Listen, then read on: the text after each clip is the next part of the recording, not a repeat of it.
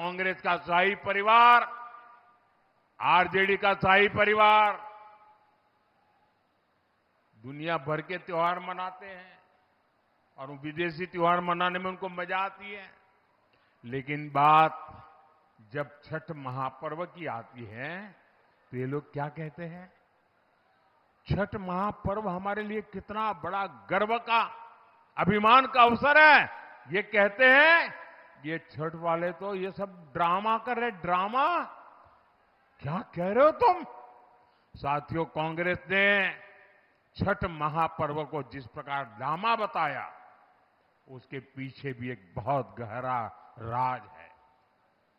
दरअसल कांग्रेस नहीं चाहती थी कि आरजेडी का नेता मुख्यमंत्री पद का उम्मीदवार बने। पिछले कई महीनों से वो ऐसा माहौल बना रहे थे, लेकिन आरजेडी ने कांग्रेस की कनपट्टी पर कट्टा रखकर मुख्यमंत्री की उम्मीदवारी का वो प्रचार का वो जो हथियार था ना, वो भी चोरी कर लिया। इससे कांग्रेस के लोग बहुत गुस्से में हैं। कांग्रेस की लुटिया तो बिहार में सालों से पहले ही डूब चुकी थी। उनके पास खोने के लिए कुछ नहीं था।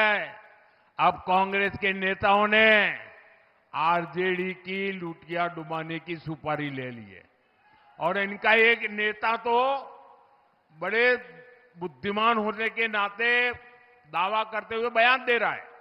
वो कहता है अब कांग्रेस को खुद के पैरों पर आगे बढ़ना चाहिए, बाकियों की मदद करना बंद। पब्लिकली कहता है बाकियों की मदद करने में टाइम खराब मत करो, कहता है खुद आगे बढ़ो। इसका मतलब पक्का है कांग्रेस वाले इस बार आरजेडी की सफाई करने में लगे हैं। साफ करके रहेंगे, देख लेना आप। साथियों, अपने स्वार्थ के लिए बिहार की, भारत की विरासत का अपमान करने वाले हमारे तीर्थों का विकास नहीं कर सकते। एनडीए सरकार बिहार को धरोहर आधारित पर्यटन का बहुत बड़ा केंद्र बना रही। वो दिन दूर नहीं जब पुनौरा धाम में माता जानकी का भव्य मंदिर बनकर तैयार होगा। यहां सहरसा में भी आस्था के हमारे अनेक स्थल है। यहां संत कारू खिरहरी जी ने अपनी शिव भक्ति और गाय के प्रति समर्पण के कारण दिव्यता प्राप्त की थी। ये मानवीय मूल्य देश के कोने कोने तक पहुंचे, इसके लिए एनडीए सरकार हर प्रयास कर रही है। साथियों, अब मतदान की तारीख आ ही गई है। मैं दूसरे राज्यों से यहां अपने गांव में दिवाली और छठ पर्व मनाने जो साथी आए हैं, उनको मैं खास कहना चाहता हूं, आप आए ही हैं और अगर आपका वोट आपका यहां पर है तो वोट दिए बिना वापस मत जाना। यहां वोट देकर के ही जाना और हो सके तो सरकार के शपथ समारोह में आकर के ही जाना। आपका वोट विकसित बिहार बनाएगा। याद रखिए, पहले मतदान फिर जलपान, पहले मतदान फिर। एक बार फिर आज इतनी बड़ी संख्या में यहां आने के लिए, हमारे इन सभी उम्मीदवारों को आशीर्वाद देने के लिए कांग्रेस और आरजेडी के जो नामदार है, ये लोग जमीन से भी कटे हुए हैं। ये लोग भांति भांति के सपने भले देखते हो। अब कांग्रेस के नामदार बिहार को लोगों को बता रहे हैं कि जब दिल्ली में उनकी सरकार बनेगी, अब देखिए ये देश उनको अब निकाल के रहने वाला है। तब बिहार में नालंदा जैसी यूनिवर्सिटी बनेगी। अब इनको कुछ पता ही नहीं देश कहां चल रहा है।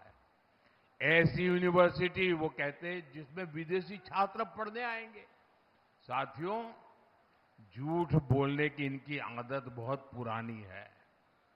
जब केंद्र में कांग्रेस और आरजेडी की सरकार 10 साल तक थी, ये लोग तब भी यही कहते थे कि नालंदा में विश्वविद्यालय बनाएंगे।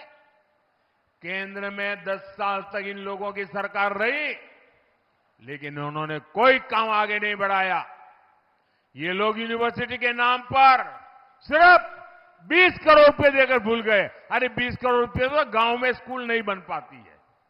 साथियों, साल 2014 में जब आपने मुझे सेवा करने का अवसर दिया, हमारी सरकार आई, तो हमने नालंदा की गौरव स्थापना का अभियान शुरू किया। पूरे मन से, पूरे परिश्रम से हमने 10 साल में यूनिवर्सिटी को 2000 करोड़ से ज्यादा का बजट दिया।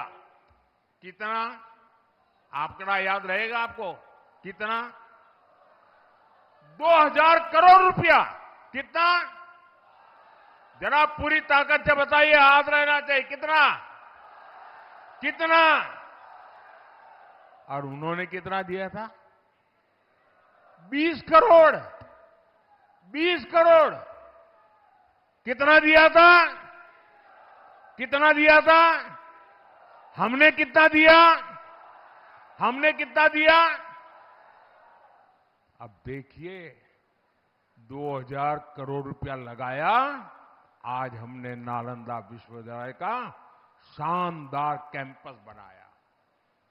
और आज मैं गर्व से कहना चाहता हूं, आज नालंदा यूनिवर्सिटी में 21 से ज्यादा देशों के विद्यार्थी वहां पढ़ रहे हैं। जिन लोगों ने बिहार में स्कूल, कॉलेज, यूनिवर्सिटी के कैंपसों में ताले लगा दिए थे, जिनके राज्य में ग्रेजुएशन करने में ही 5 साल 7 लग जाते थे, कुछ लोगों को तो 10-10 साल लग जाते थे, वो आज बिहार के लोगों को शिक्षा पर ज्ञान दे रहे हैं।